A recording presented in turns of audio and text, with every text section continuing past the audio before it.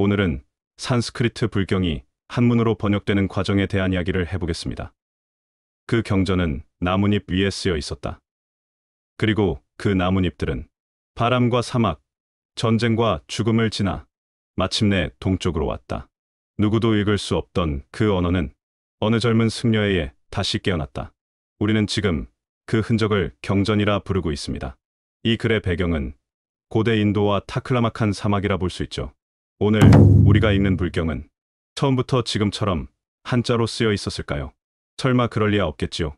지금 우리가 알고 있는 한문 불경은 고대 인도에서 산스크리트어로 쓰인 수많은 경전들이 오랜 시간, 기적 같은 여정을 거쳐 동아시아에 도달하고 그 과정에서 다시 쓰인 것입니다. 오늘 우리는 그 놀라운 이야기 속으로 들어가 보려 합니다. 수천 년 전 신의 언어라 불리던 산스크리트어 경전이 어떻게 동양의 문자로 변신했는가? 그 미스터리의 열쇠는 한 명의 승려, 현장 법사에게 있습니다.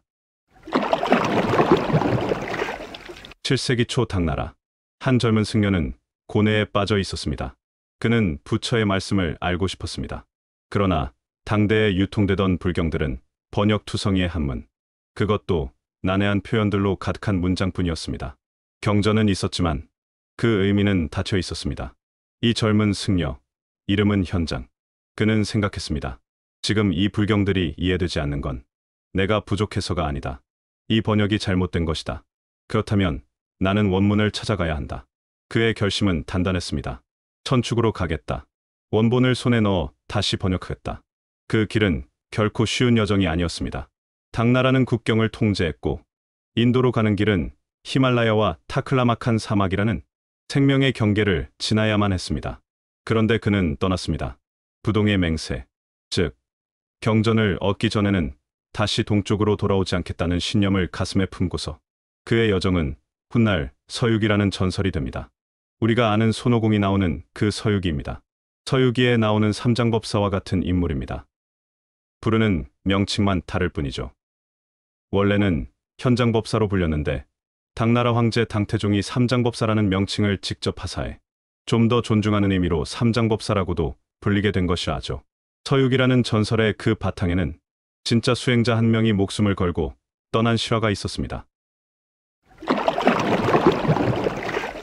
현장은 무려 19년을 인도에 머물며 당시 불교의 중심이었던 날란다 사원을 포함해 수많은 사찰에서 불경을 수집합니다. 여기서 날란다는 연꽃이 피어있는 곳이라는 의미라고 하며 불교의 창시자 석가모니 부처가 이곳을 방문하여 설법을 행하였다고 합니다. 이후 불교를 배우는 중요한 장소가 되어 최대 1만 명에 이르는 사람들이 이곳에 머물렀다고 전해지고 있죠. 이때 그가 손에 넣은 경전의 형태는 지금의 책처럼 종이에 인쇄된 것이 아니었습니다. 바로 폐엽경, 말 그대로 종려나무 잎에 쓰인 경전입니다. 이 나뭇잎 위에는 산스크리트어, 즉 범어로 부처의 가르침이 정성스레 새겨져 있었습니다. 바람에 날아가기도 하고 물이 스며 번지기도 하며 때로는 전쟁의 불길 속에서 간신히 살아남은 그것들. 현장은 이 신성한 잎사귀들을 끌어안고 마침내 당나라로 귀환합니다.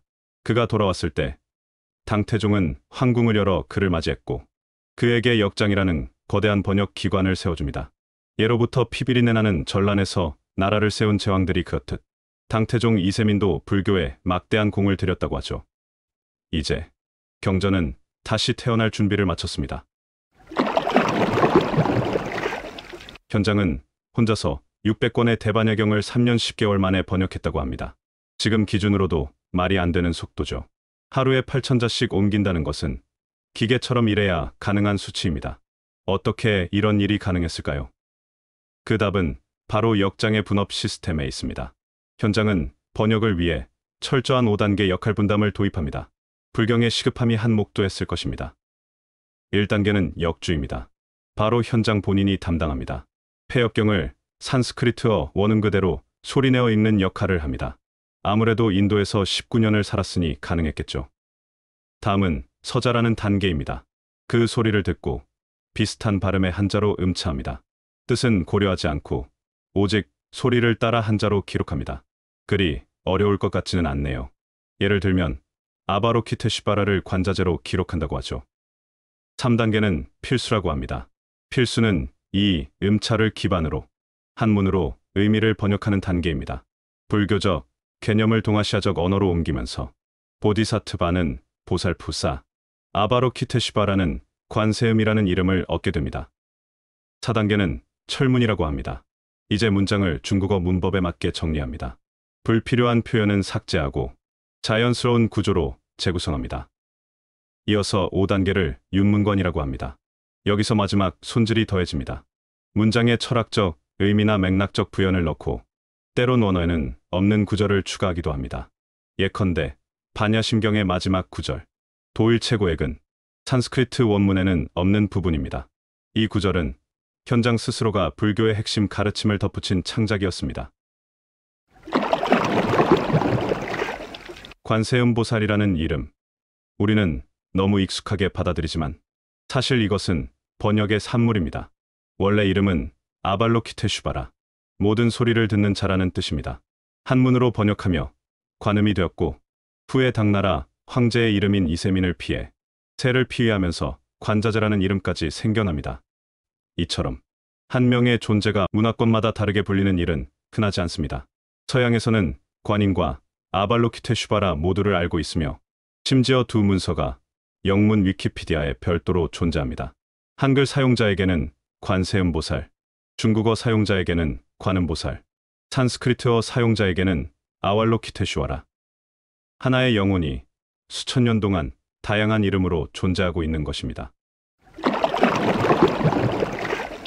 현장은 평생을 경전 번역에 바쳤고 입적할 때까지 19년간 무려 1335권의 경전을 번역합니다. 이 번역은 동아시아 불교의 표준이 되었고 한문 불경은 이후 일본, 베트남, 한국 등지로 퍼지며 불교의 근간이 됩니다. 하지만 시간이 흘렀습니다. 그리고 문제는 다시 찾아옵니다. 한문 불경조차도 이제 현대인에게는 어려운 언어가 되었다는 점입니다. 법정 스님은 해인사에 있을 때 한 할머니 불자가 팔만대장경을 빨래판이라 부르던 모습에 충격을 받았다고 합니다. 그 사건이 계기가 되어 그는 불경을 쉽게 풀어주는 글을 쓰기 시작했습니다. 오늘날 불교계는 입문자도 쉽게 접할 수 있는 우리말 불경을 보급하고 있습니다. 조계종은 반야심경의 한국어 표준 번역을 제공했고 군법당에서는 우리말 반야심경이 일상적으로 낭송되곤 합니다.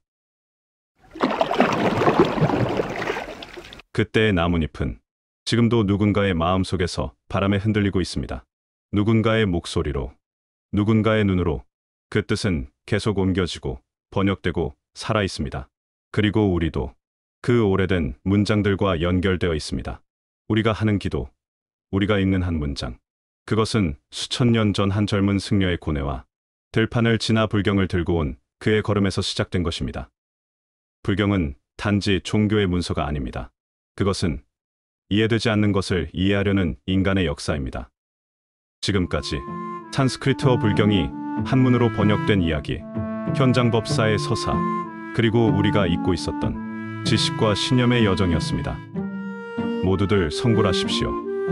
그리고 숨겨진 이야기를 찾아 또 다른 여정을 시작해보세요.